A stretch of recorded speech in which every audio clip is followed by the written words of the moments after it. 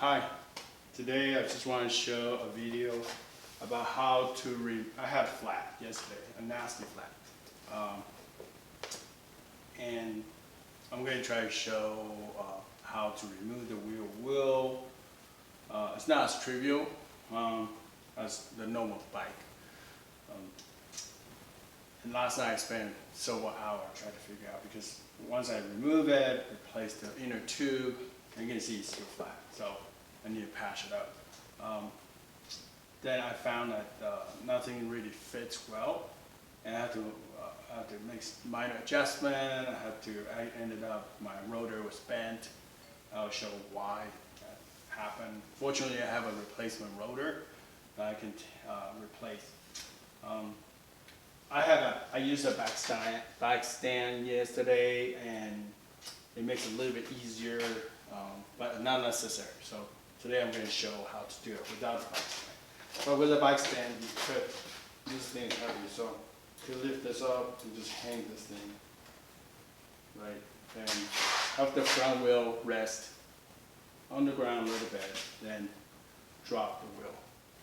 Because the hub is the motor, and so it's heavier. But this morning I figured a lot of you may not have the bike stand, so I'll attempt to do it with just the kickstand here, and also with the kickstand only is a little bit difficult because the bike wants to lean this way, mainly because the tires. But it's doable. We're going to try to do that this morning. So in order to replace or remove the rear wheel, what we need to do is I'll show you some of the tools that I was using. I have a 5mm hex wrench. It has 4mm. I need a wrench of 18mm for the nuts. I need a clipper and then a zip tie. This is later, you'll see that we need to remove it. So let me get a closer shot here. So the 4mm, you need a 4mm hex to remove a couple bolts. You need to remove this bolt. We need to cut the zip tie here. We need to remove the motor connector here. And what I also did is I removed the rear derailleur. I found that it's much easier to do so because this bracket will get into the way when you try to drop. So I found that it's easier if I just drop this rear derailleur.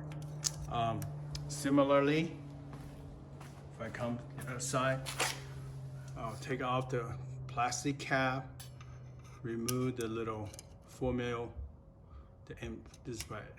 the little bolts here, then loosen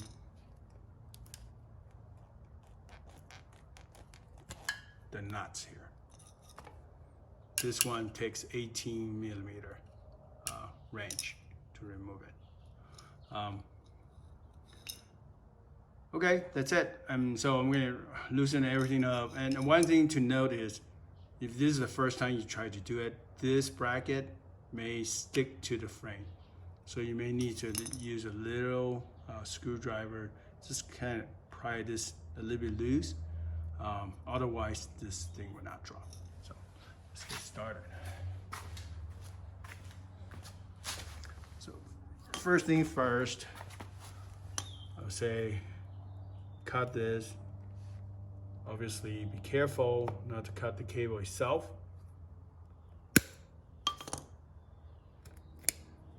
And that make it loose.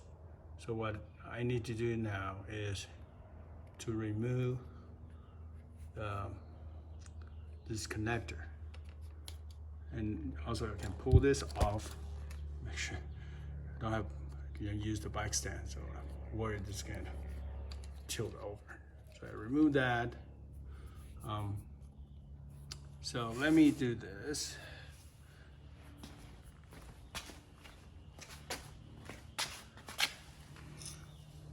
So let me just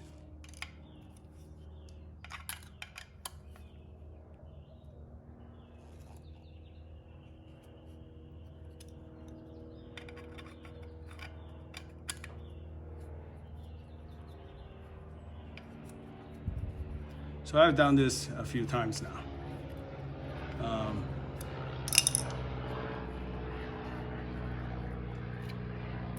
Gets a little bit easier each time.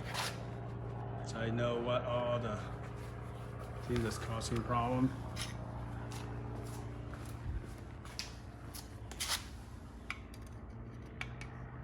And the more I work on this bike, I found the quality of the Craftsman is not very good. And you would notice, let me just show you for example.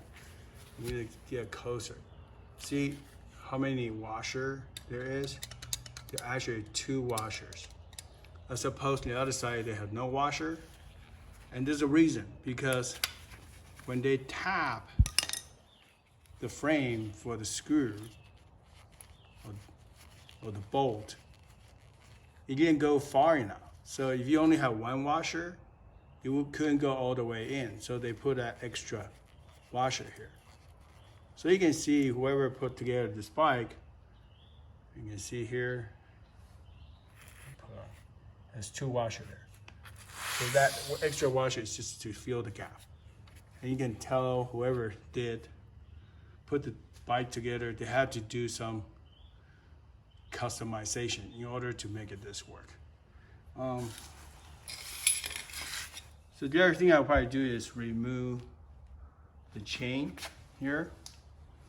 So that's pretty easy. I'll just drop. It's hard to do with one hand. So I remove the chain, lessen the tension.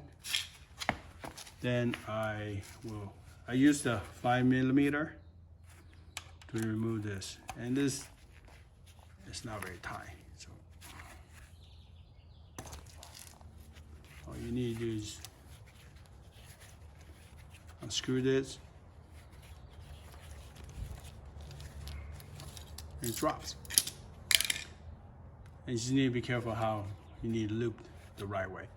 So all those gone. That allows to give you room for this thing to drop once I loosen the bolt. And you don't need to really remove it.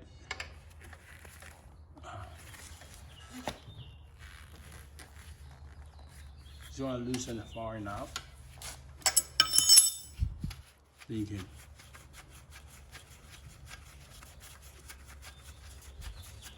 if you need it, and you notice that the way this design has a little notch,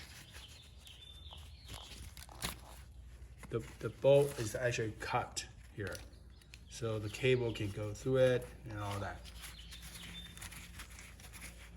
So I'm just going to loosen that much, and similarly, do the same thing.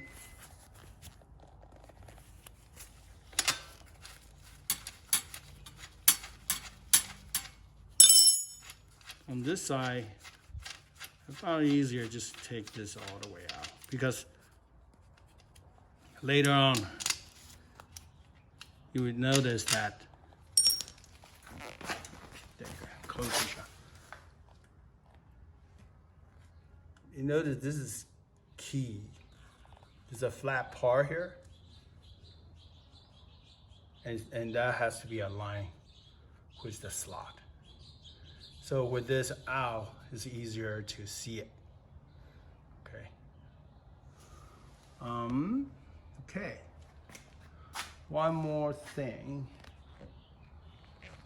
which I will show you later. All right. So one more trick. Let me just mention that now. So we're gonna get a closer shot. And this part took me a little bit time to figure it out yesterday. It's kind of hard to see it from this angle.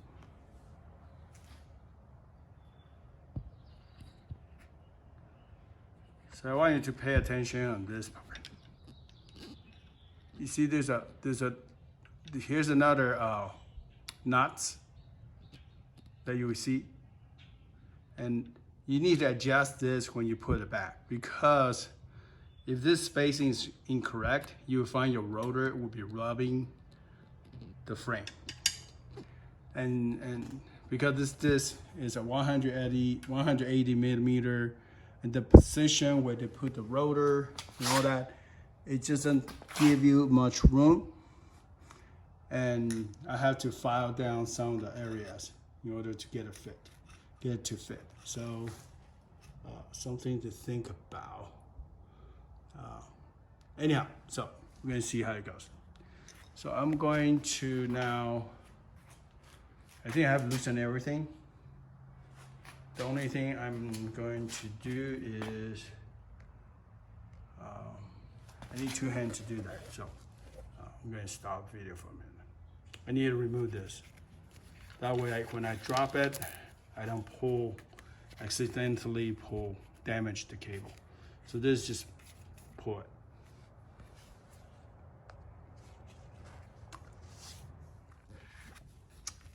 So this one, you basically just want to pull straight. You see there's so many pins here, and therefore you must be very, very careful not to bend any of those. Otherwise, you're not going to have a working motor. So I make sure this kind of keep loose. So when I pop this would drop.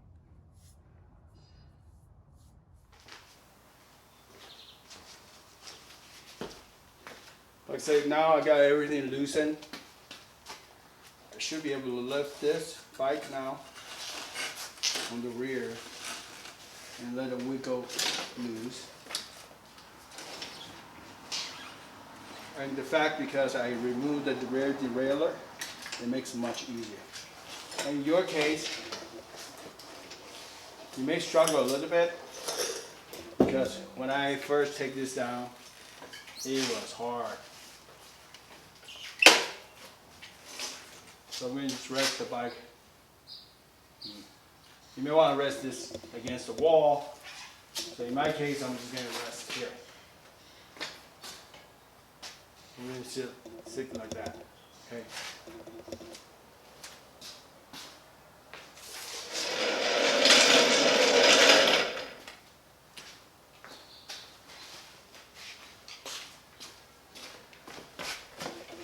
So the tire actually is quite loose, so it makes it really easy to remove the tire.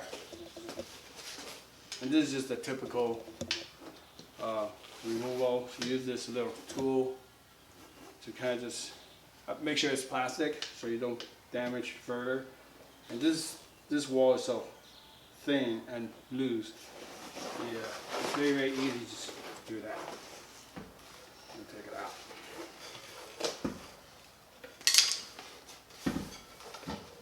And of course,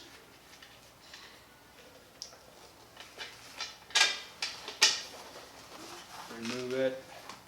So I had a new tire. I don't know why. A new inner tube. I don't know why it was leaking.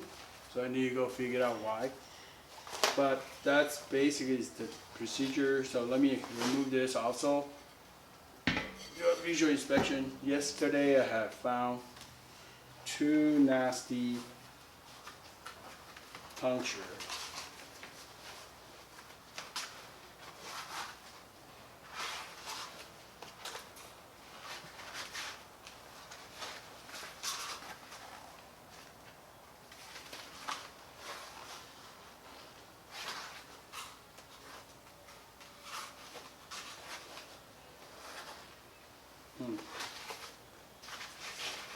Not sure didn't see anything. It could have caused a new inner tube to fail. I do it. So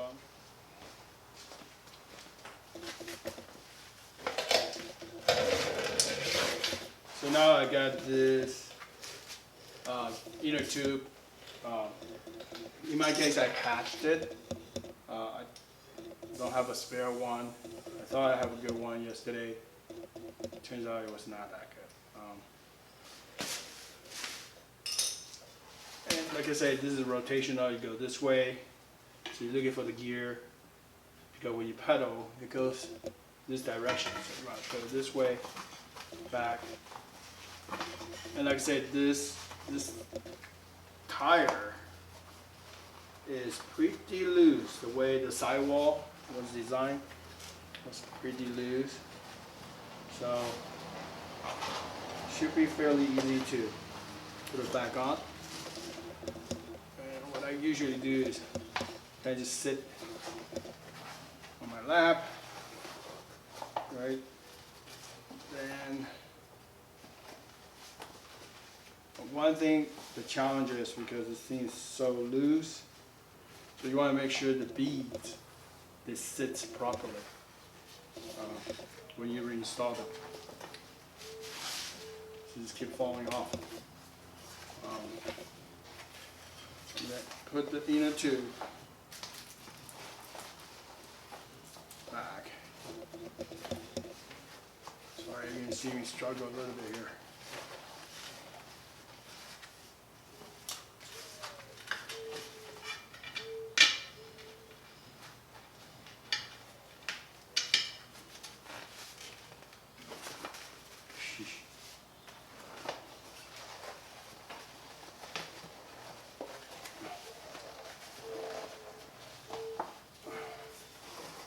Back, so shove inner tube.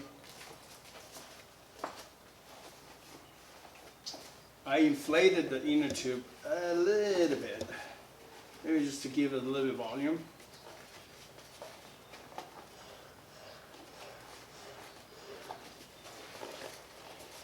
Again, it's because the design of this tire is just, it has such a tall sidewall.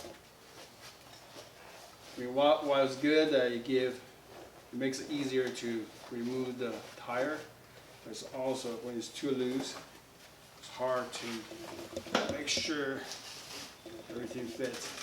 So right now I'm making sure on this side, right, all the beads, they sit inside the rim.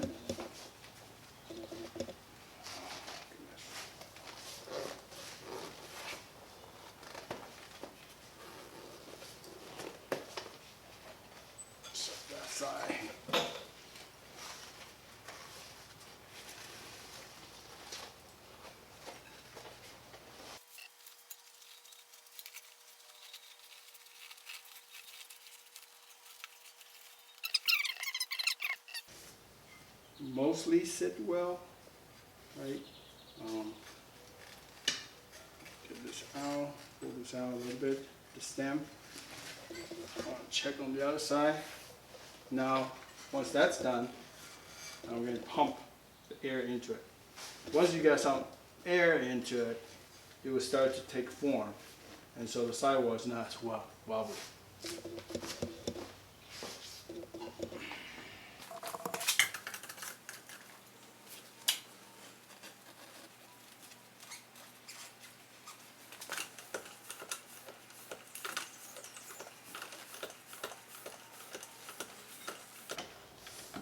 And during this process, I'll just make sure the beads, again, the beads on the rim is against the rim. And I will inflate this up to, in my case, I inflate it to 40 psi. I believe it's rated maybe 50, 60 psi. But if you want a little softer ride, you can lower it.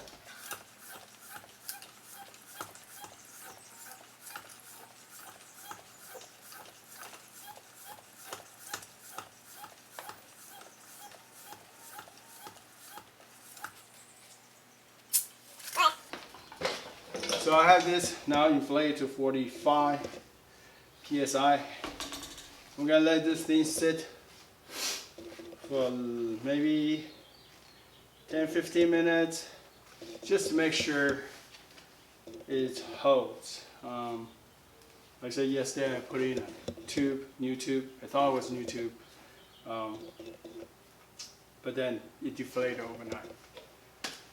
So I'm going to let it sit because I can later on I can do a quick measurement the pressure.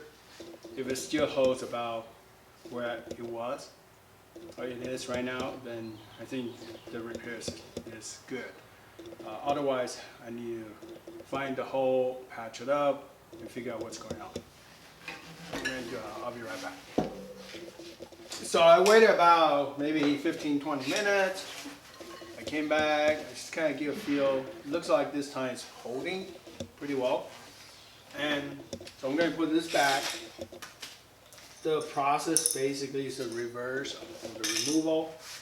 So you need to make sure all the parts are there. So I can take this off out of the way. Put the cap back.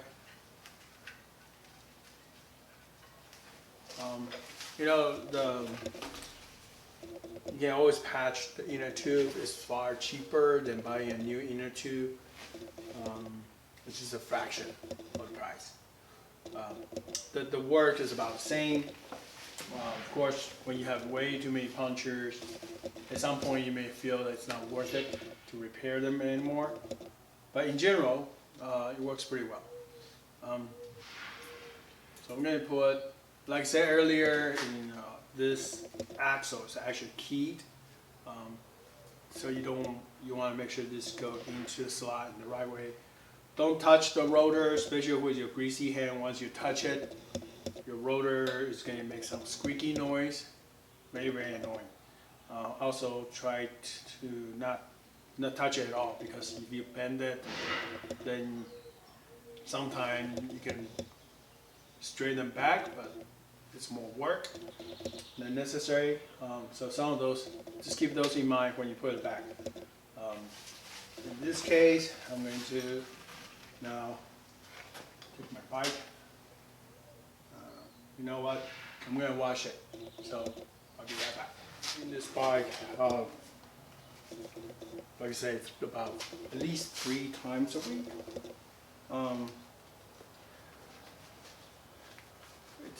So far has been serving me well, and so I'm pretty happy about that. However, when I look at some of the detail, the craftsmanship is not as good as I would like. But you know, for the price, for the value you get, I guess I won't complain about it. I haven't been washing it, so earlier I just wipe it down with water, a little bit of soap to make it clean, and then get a towel.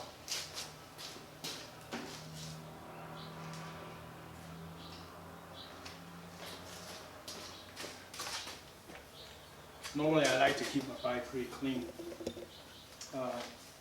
It's good to have a clean bike, because then listen for noise.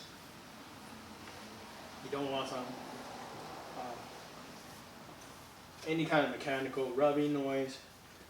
And if you do have, you should at least investigate what the problem is.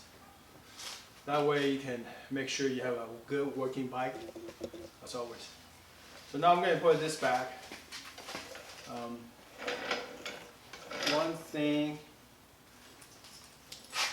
I use the kickstand to help me to kind of give a little support.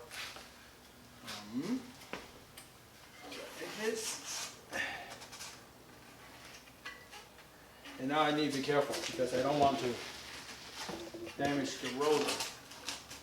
The other thing I need to make sure is, because I removed the rear derailleur, I want to make sure this thing is routed correctly. That.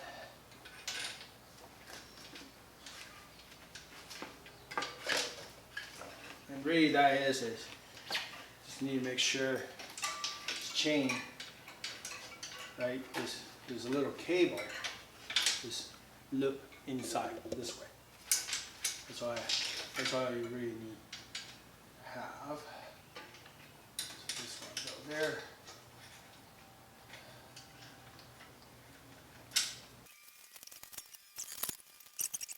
So this is put my chain that way.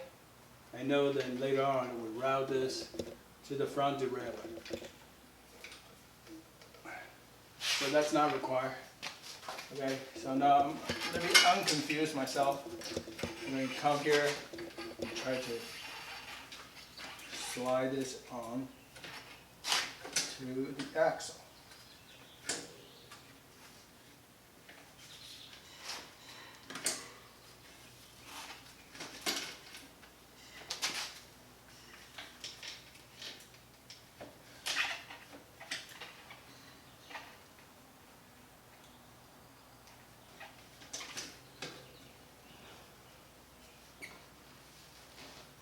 Let that side line up, and once that's lined up, it should slide in. Let's see if I can turn it right this way.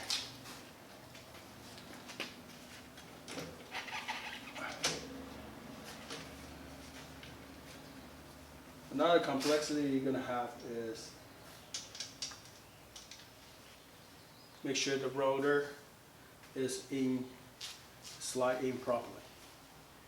So this one is not 100%, so I need to wiggle this. Okay, now once I wiggle this axle now is seated properly. I'm checking on the other side to make sure that's the case also.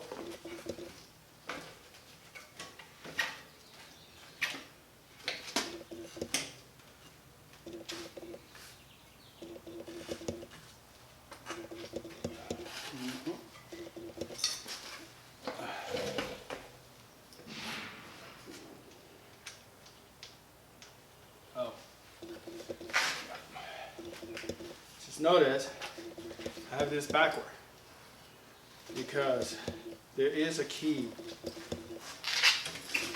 on the other side when the axle is not in the correct position.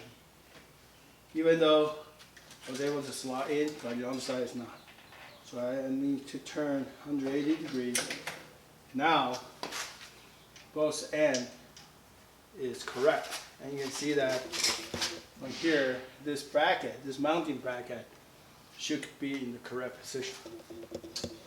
Okay, with that installed, what I need to make sure is that little spacer I was talking about. So what I want to do, what I found is I want to put the mounting bolt here first. Now, remember, you gotta keep the same number of components that you have. If you have 2 washers, make sure you have 2 washers too. So I lean this, sometimes just wiggle a little bit. I always like to hand turn them. Those frames are made of aluminum. They're super soft, so you don't want to strip the bolt. So I just hand tie them. It doesn't need to be really tight because the load is not to pull it out. It's really to support the axle. So now I got that. Come here. I'm doing the same thing. Putting the bracket back.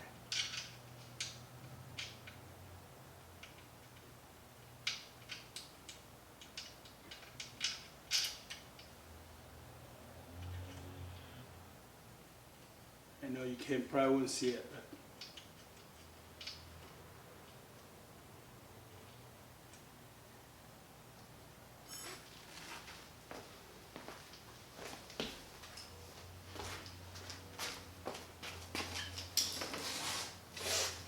So similarly, hand tight, maybe 2-3 Newton meter at the most. I'm going to put this back.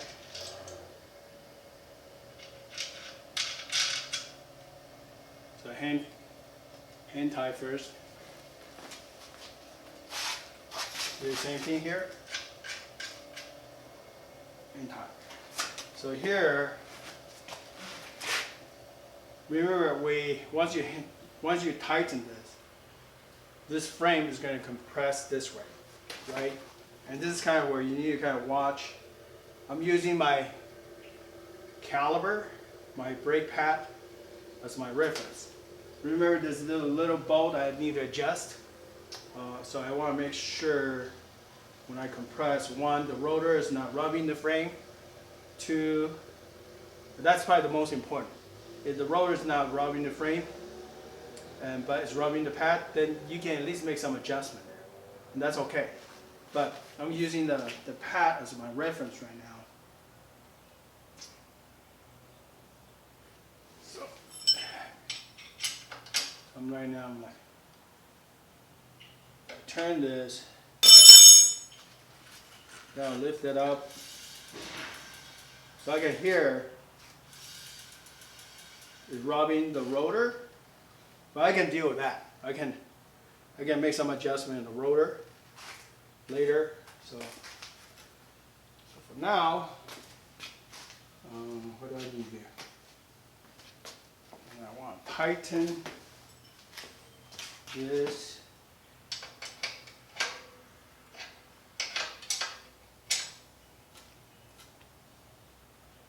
I'm sure there's a torque spec, but I don't know which one, but usually I just kind of pull it, because there's really not so much worry about it. It has the metal bracket to prevent the axle to fall out. So this bolt is just kind of try to clamp and keep the wheel in place. So it doesn't need to go like super crazy. I don't think so. But you don't want to lose either. So I say I'm not pressing it down super hard. Again, just the most important part is for me, I want to make sure the rotor is not rubbing the frame. And I can see I have clearance. So it's kind of hard to see here. Now I got this wheel removed. I want to show you a couple of things. So here is the caliper for the brake pad, right, for the hydraulic brake. And you see this thing, how this shiny part. Basically, I noticed that from the factory, this was filed down a little bit. And the reason they have to file down is because the rotor was rubbing it. And that's kind of what I was talking about later on when we put it back.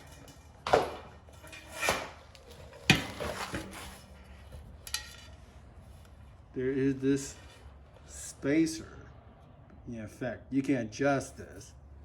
You can adjust this to be more or less, depending on how much room you need here. Right? How much clearance you need. And so when you put it back, you have to adjust this. Otherwise, when you compress, you will find your rotor rubbing the frame. And that is not good. I damaged my rotor yesterday because I didn't know that trick. And so when I compress, it's like my wheel is just not turning. But once I set it up right, everything works perfectly.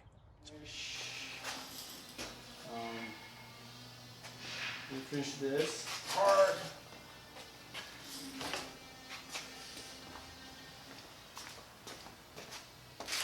It may be hard to see it.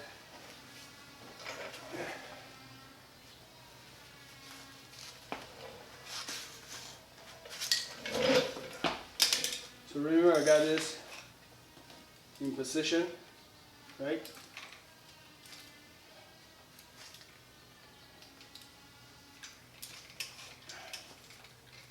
And the chain would normally go this way,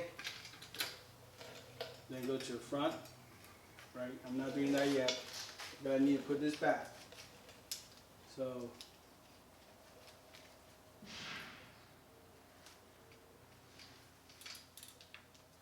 and if you're worried about that, you don't know how this routed, always take some pictures before, and so you know how to the placement or the routing of those chains.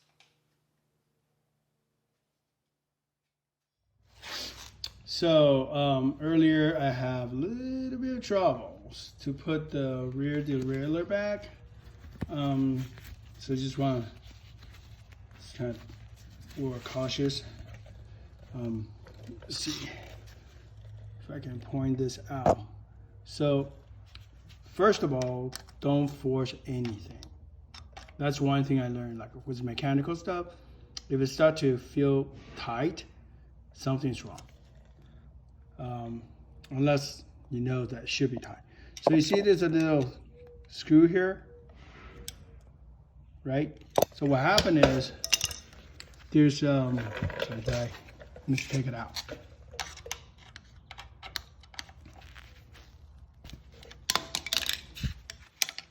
this out again.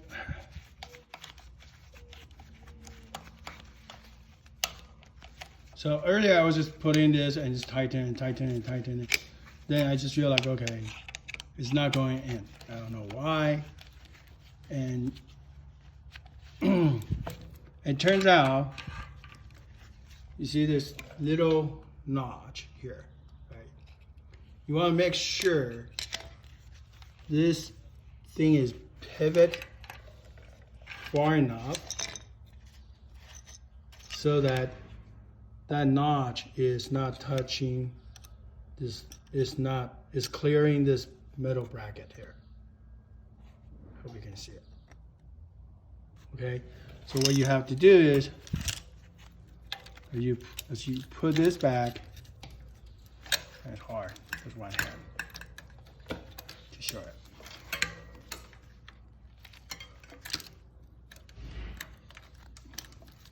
Just make sure I pivot far enough, like upward enough, before I screw it in.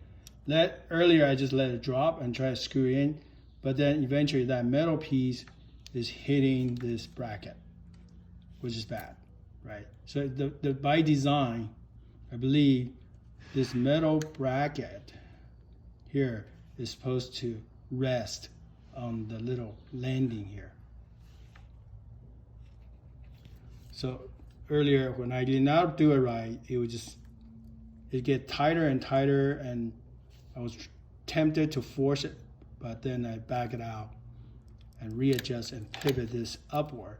Then it goes in really, really easily. And that's what you should do.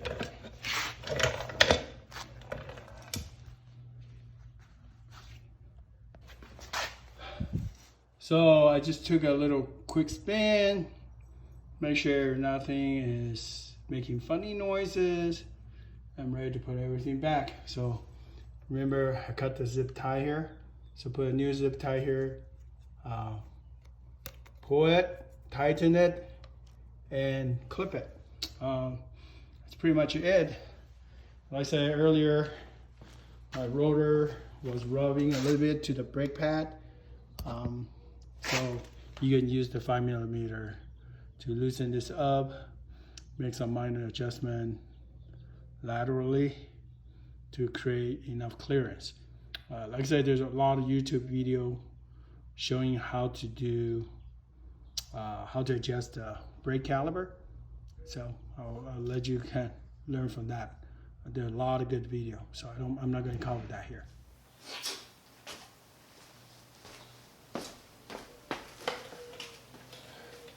So once I put this rear derailleur back, you can simply pull this back and show you again, right? It was like that. Just pull this back, put the chain back, and you're done. So my next thing is I start put everything back, and I already tightened this bolt.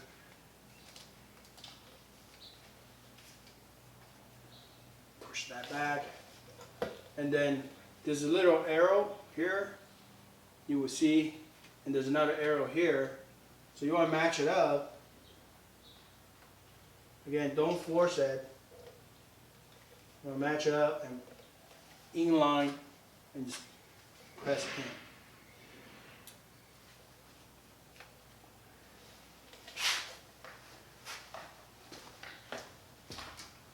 And of course, then you can turn the system on, and if the connection is bad, you get some kind of error, like hall sensor error. Right now I'm all clear. I know it's rubbing, but I can turn my wheel with the throttle. So that's pretty much it. Now I just need to make some minor adjustments. And that's probably, you can look it up in the different YouTube, how to adjust your caliber or your brake pad adjustment. So I'm not going to cover that here. So I hope this is helpful to you. Like I say, it was super frustrating for me yesterday. Spent hours trying to figure out why was my rotor rubbing. So I figure if you're going to do this job, you're probably going to have the same problem. So I hope this is helpful. Okay, bye.